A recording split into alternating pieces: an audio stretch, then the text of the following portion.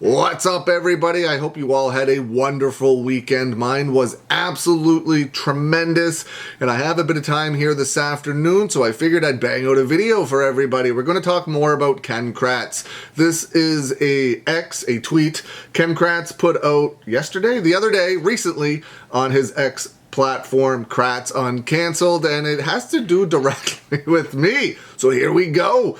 And I'll put everything up on the screen for you and everything in the description below if you want to go give a follow. Of the 7 questions submitted by @AllegedlyAShow, that's me, question number 4 was interesting to me. Why was Manitowoc coroner Deb K-A-K-A-T-S-C-H not allowed onto the Avery salvage yard during the investigation? Although the answer seems obvious to most people, this is him, not me. Although the answer seems obvious to most people, here's what I said, I being Ken Kratz. Any reason?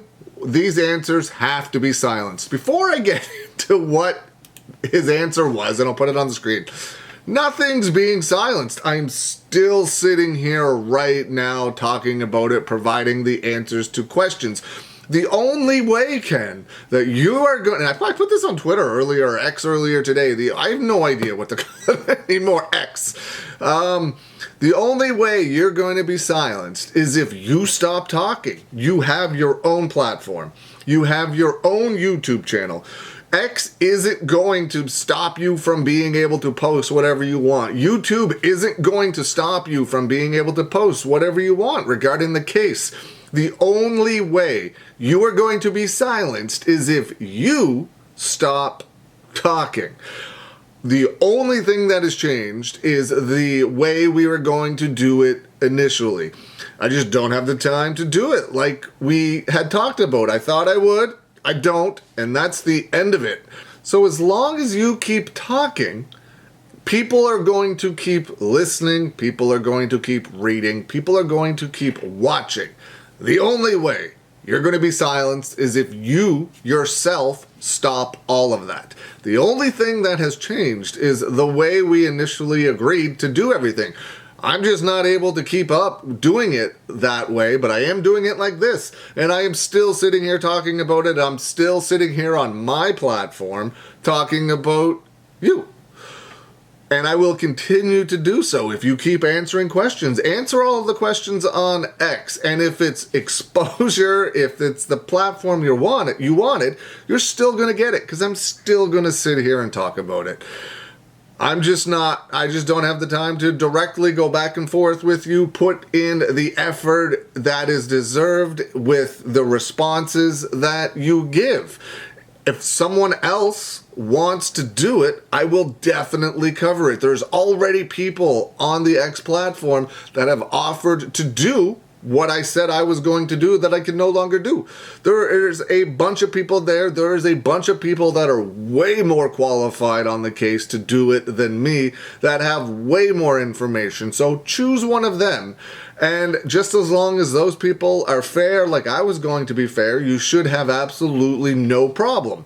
Give it a shot. What is the worst thing that could happen? It doesn't work out, so you move on and continue to do it yourself. Just give it a shot. Why not? Or don't do it at all and then just use your own platform, your own videos, your own X, and make your own following. And then you can just do that, and I'm still going to cover it anyway and give you exposure. So either way, it's just the only thing that has changed is the way we are initially going to do it. Here is the answer to the question.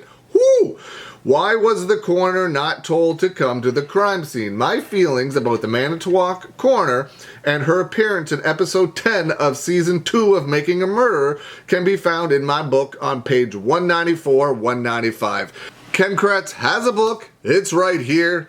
Avery, The Case Against Stephen Avery and What Making a Murderer Gets Wrong by Ken Kratz. I've read it. It's an interesting read. I recommend it. Doesn't matter which side of the fence you're on. It's an interesting read. Pick it up on Amazon. The county of Manitowoc had removed themselves to the extent possible from the Avery investigation on November 5th, 2005. That was the day I appointed special prosecutor. That was the day I was appointed special prosecutor to handle the investigation, search warrants, and press conferences. I would later be appointed to special prosecutor to handle the Avery trial and the Dassey trial. The county executive had contacted all department heads and instructed they not include themselves in the Avery case at all. All of the Manitowoc County department heads and employees complied without complaint except for one, the coroner. Remember, it's not like no coroner was involved.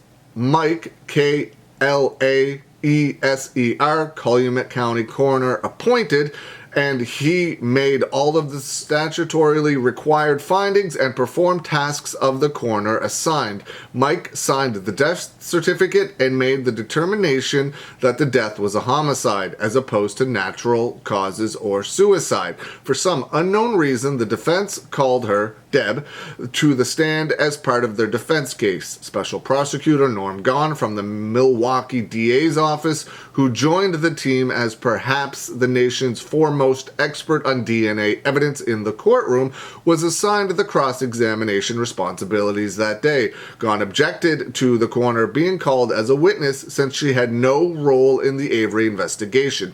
Dean Strang was allowed to make an offer of proof, and as expected, Judge Willis ruled she had no relevant evidence to add. She was politely excluded without telling the jury anything.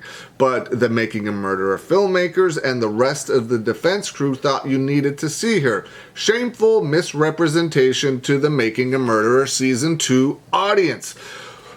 Now, the next logical question would be, at least from me, would be why did she say all of those things that she said in the documentary about how she was called and told not to come? Are you saying, are you, Ken Kratz, saying that that isn't true? She wasn't called and told not to come? That all of the things she said was told to her in, all of the things she said in the documentary that she said was told to her, she made up? Is that what you are now alluding to? Just a question. No, nothing. All allegedly, of course. But is that what you mean? What she is stating, what she stated in season 2 was not accurate, that she made that up? I would be interested in knowing the answer to that, as I'm sure everyone else would as well. But that's what he said. He says there was a coroner, but he also says all of the county department heads and employees complied without complaint. I don't know the exact roles, if they were department heads or employees, as he states, but there were a lot of people from Manitowoc County that were involved in the case, so they all did not comply without complaint. Some of them were there anyway. Some of them were part of the search of the Avery salvage yard. So unless I'm misinterpreting that, that's simply not true.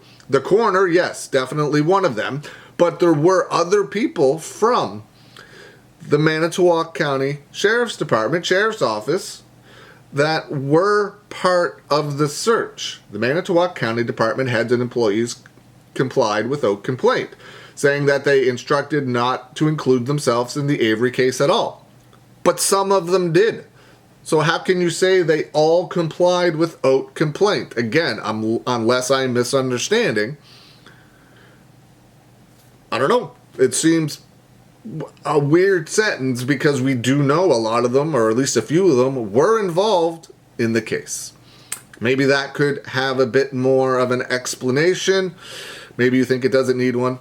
I don't know. I'm interested in knowing a little bit more. What do you think? Let me know. Leave some comments below. I hope you're having a good day, and I will see you again soon.